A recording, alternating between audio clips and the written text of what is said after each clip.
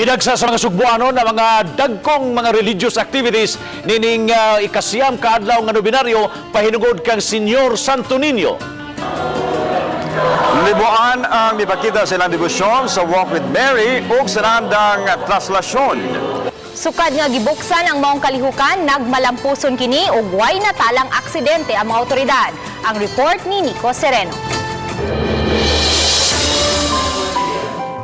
Bugnaw man ang panahon apan wa kini panumbalinga sa libuan ka mga tao.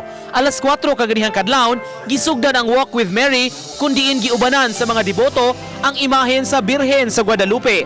Gitadlas ang Osmeña Boulevard gikan sa Fuente Oval paingon sa Basilica. Bitbit ang mga imahen ug kandila samtang nagrosaryo. Sa Pilgrim Center na gisaulog ang misa de traslasyon nga gipangunayan sa mga kaparian sa Guadalupe. Panamilit kini sa dili pa ihatod ang mga imahen pinaagi sa motorkada. Naguna ang imahen sa mahal nga Birhen nga gisundan sa balaang bata. Nanggawa sa kadalanan ang mga tao, mga residente sa lugar, mga estudyante ug mga empleyado sa mga opisina ug mga establishmento nga naagian.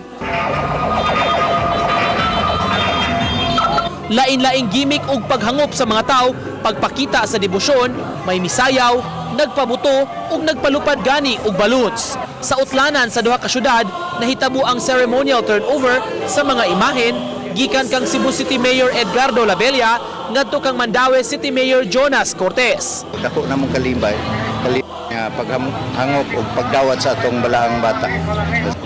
Mas bagang duot sa mga tao ang mihangop sa mga imahen pag-abot sa Mandaue kundiin napuno ang isig kahabig sa kalsada. Sa pag-usa pa, subling gipakita sa mga Sugbuanon ang ilang hugot nga pagtuo ug debosyon pinaagi sa pag-atang pagawas dinhi sa kadalanan nga kaagian niining nagpadayon nga traslasyon usa sa labing giatngan ug gidagsang gyud nga mga religious activities subay sa Fiesta Senyor. Hangtod na sa pag-abot sa may barangay sentro, nagpunsisok ang mga deboto.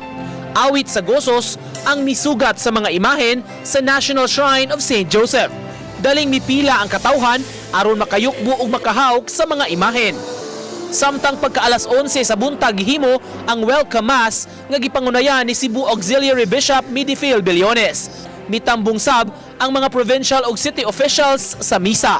When the family gathers together, we find strength, healing, and yes, the miracle that will come and the graces we need. Uban ni Godfrey Relien ug Edward Tubilan, Nico Sereno, Balitang Bisdak.